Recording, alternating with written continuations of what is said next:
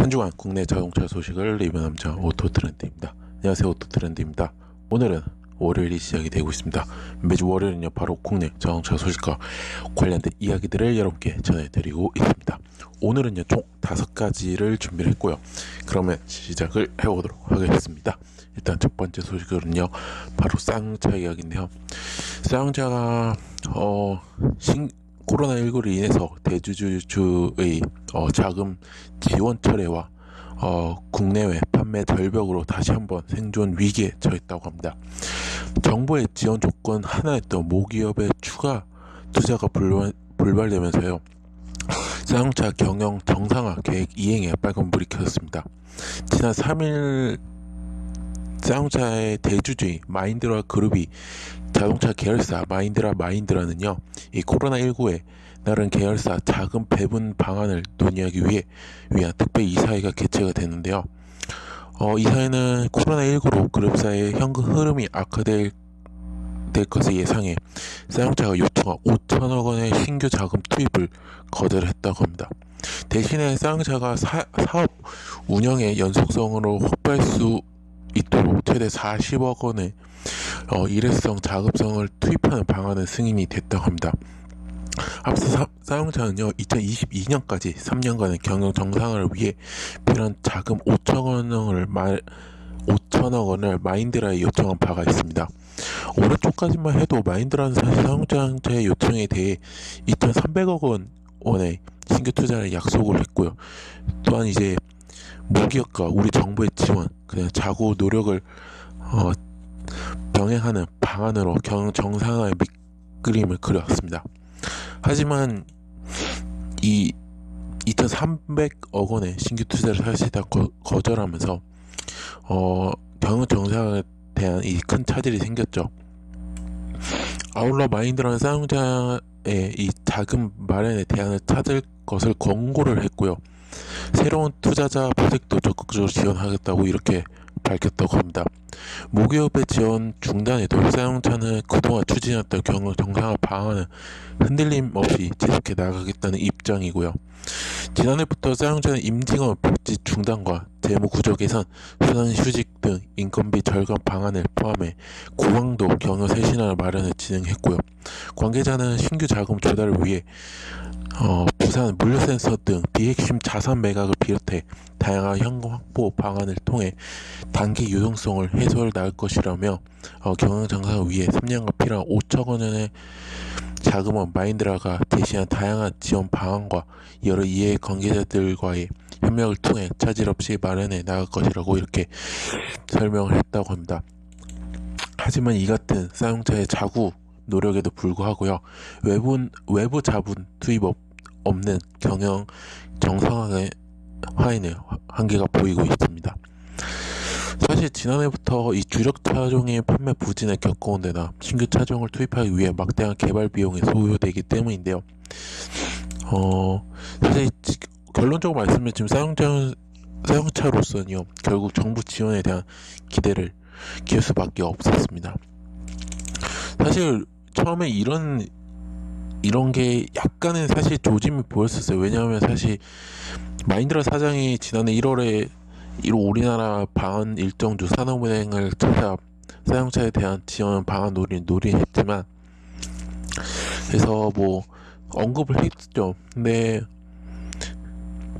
그 당시에는 이제 조금 투자를 하겠다고 약속도 했지만 결국에는 안 됐어서 지금 굉장히 또 먹튀라는 좀 이런 상황이 발생이 되고 있습니다. 과연 또 모르겠습니다. 마인드라가 어떻게 할지, 또 정부에서도 어떤 제스처가 취할지는 굉장히 지켜봐야 할 일이라고 생각이 됩니다. 그래서 그렇게 알아주시면 좋을 것 같고요. 그 다음 이야기로 넘어가도록 하겠습니다. 그 다음 이야기는 킴시스와 대창모터스 이야기인데요. 이 두 업체가 바로 국내 대표 초소형 전기차 제작 생산 업체입니다. 이 두 업체가요, 이 전기 상용차를 출시를 한다고 합니다.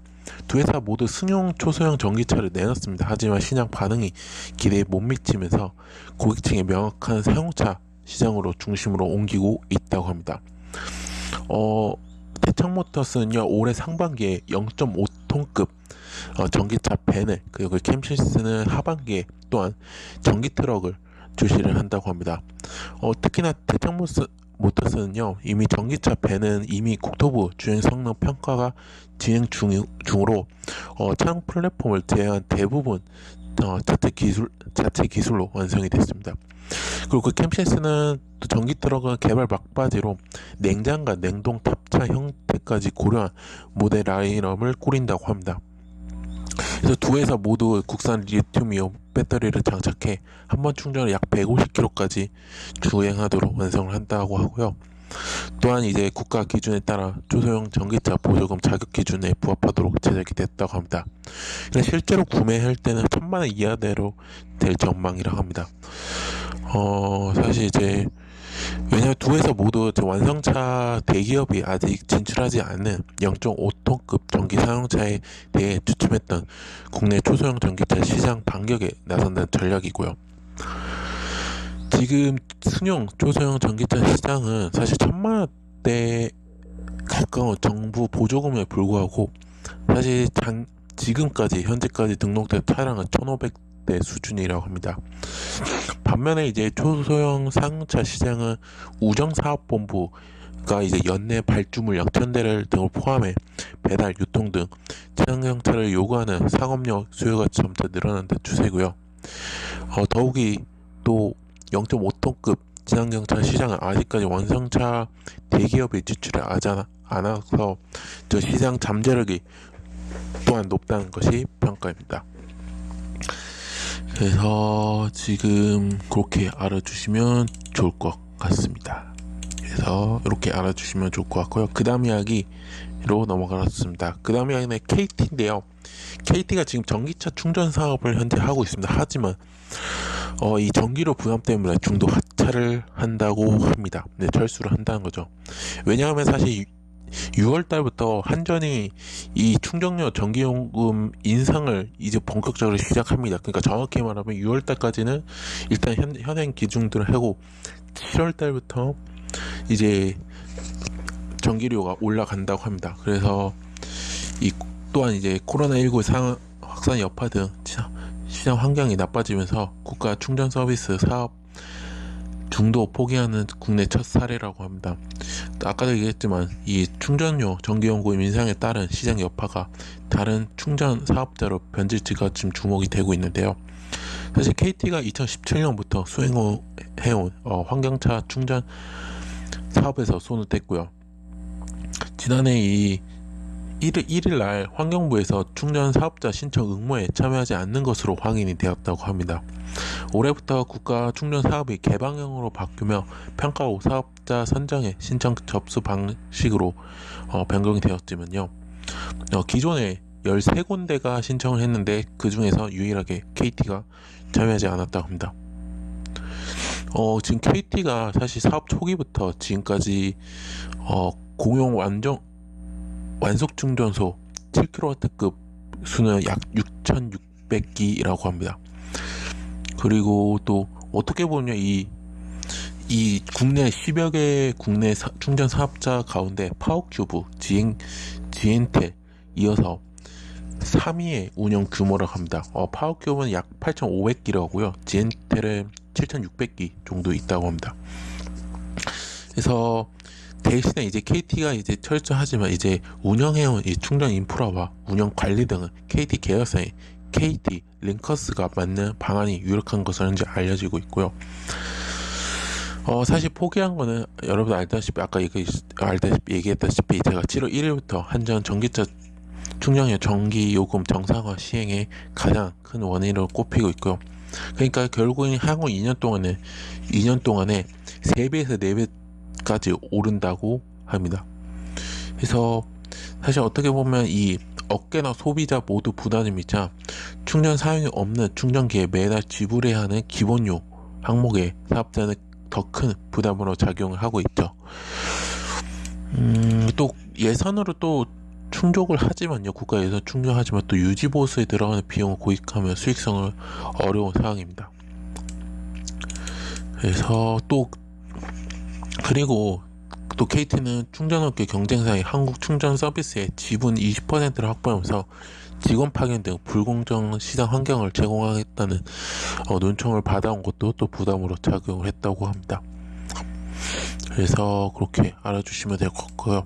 일단은 지금 예정대로 지금 한전에서는 이 정상화 방안을 계속 한다고 합니다. 그래서 이렇게 굉장히 부담이 클 수밖에 없고, 또 이제 카시어링 업체나 렌터카 업체, 또 그리고 일반 지금 전기차를 구입한 오너분께서도 굉장히 큰 타격을 입지 않을까라는 싶은 생각도 들기도 합니다. 그래서 이렇게 알아주시면 좋을 것 같고요.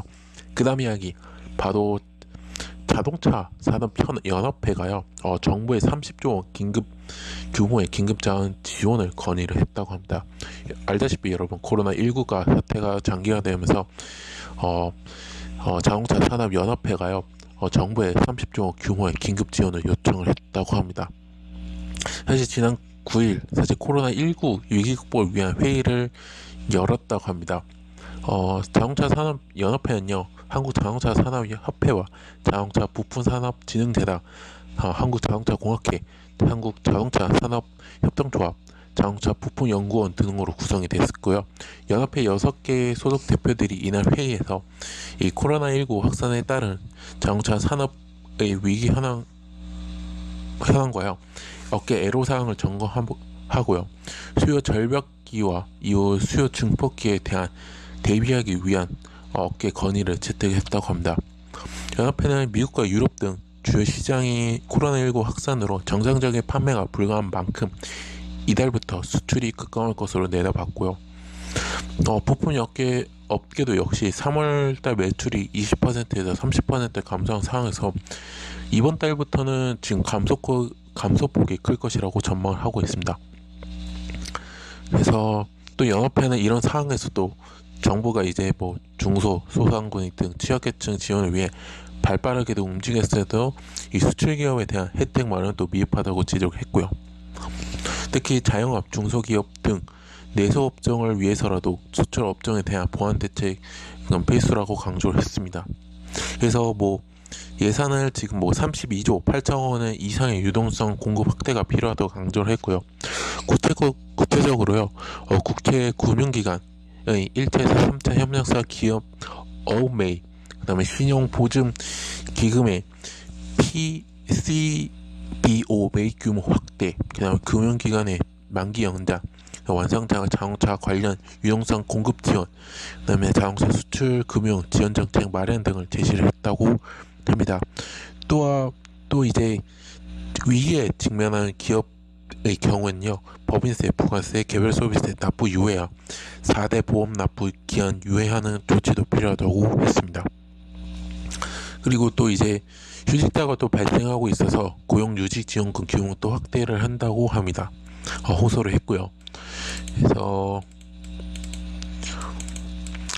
그래서 그렇게 얘기를 했다고 합니다. 그래서 이날 이런 회의 결과에 대해서 정부 부처와 국회, 국무조정실 등에 제출할 계획이라고 합니다. 그래서 이렇게 알아주시면 좋을 것 같고요. 자, 마지막 이야기, 바로 현대차가요, 마스크를 생산을 한다고 합니다. 현대차 그룹이 국내에서 마스크를 생산을 한다고 합니다. 아무래도 코로나19 장기화로 대비하기 위해서 임직원들의 안전 확보하기 위해서인데요. 현대차 그룹은요, 국내 마스크 공급을 확대하기 위해서 상반기에 생산이 가능한 방안을 현재 검토하고 있다고 합니다. 정부의 마스크 공급 확대에 기여하면서 임직원 안전을 확보하겠다는 계획인데요. 임직원들에게 우선 공급한 뒤 자녀분을 지역사회에 기부하는 방안 등이 검토되어 있는 것으로 알려지고 있다고 합니다. 현대차 그룹 계열사의 전 세계 임직원요, 지난해 기준 28만 명가량이라고 합니다. 설비가 완료될 경우 하루에 수천에서 수만 장까지 달할 것으로 관측이 하고 있지만요, 다만 세부 운영 방안은 정해지지 않았습니다. 그룹 시설 가운데 마스크 생산 설비와 인력을 수용할 만한 곳이 우선 고려될 전망이라고 하고요. 지금 현대차 공장은 사실 코로나19 장기화로 공장 폐쇄가 연장되고 있습니다. 당초 지금 지난주, 그러니까 어제부터 사실 가동 예정이었던 이 미국의 엘레메마 공장은요, 5월 1일까지 문을 닫는다 하고요. 그러면 어떻게 보면 지난 18일부터 한 달 반가량 문을 닫은 셈이고요. 또 기아차도 조지아 공장도 가동 중단 기한을 당초 이달 10일에서 24일로 연장을 했다고 합니다. 그래서 그렇게 알아두시면 좋을 것 같고요. 아무래도 지금 왜냐면 미국 같은 경우는 지금 코로나19 확진자와 사망자가 계속 높아가면서 결국에는 정부에서 업계들한테 이제 마스크와 뭐 인공호흡기 등등 의료 장비를 생산을 하라고 이렇게 법으로 명령으로 행정명령으로 시작을 했기 때문에 아무래도 현대차 입장에서도 아무래도 이 장기화를 대비해가지고 또한 이런 뭐 바이러스뿐만 아니라 우리나라 같은 경우에 여러분도 알다시피 이제 미세먼지도 꾸준히 매년 봄마다 있기 때문에 아무래도 그런 것도 있기 때문에 아무래도 이 마스크를 자체 생산하는 것으로 판단이 되고 있습니다. 그래서 이렇게 알아주시면 좋을 것 같습니다. 자, 이로써 오토트렌드가 준비한 5가지의 국내 자동차 소식은 여기서 마치도록 하겠습니다. 오토트렌드는 현재 네이버, 데이터리, 팟빵과 파티, 유튜브에서 현재 활동하고 있습니다. 자동차뿐만 아니라 모터스포츠와 관련된 리뷰 영상, 포스팅까지 하고 있으니까요. 네이버는 서로 이웃 추가를 해주시면 감사했고, 데이터리 구독, 팟빵과 파티에서는 구독 및 후원, 마지막 유튜브에서는 구독 및 좋아요, 알람 설정까지 눌러주시면 대단히 감사하겠습니다. 코로나19 아직 끝나지 않았습니다. 따뜻한 봄인데도 불구하고 아직 끝나지 않았습니다. 그래서 여러분들도요, 외출 시 마스크 착용이고 외출 후에는요 꼭 손 씻기 뿐만 하고 해주시면 감사했고, 마지막으로 사회적 거리 두기와 또한 지금 뭐 가게나 뭐 버스 정류에 가면 손소독제가 꼭 구비가 되어 있습니다. 보니까요, 제 주위에도요. 그러니까 꼭 한두 번씩이라도 꼭 사용을 해줬으면 굉장히 좋을 것 같습니다.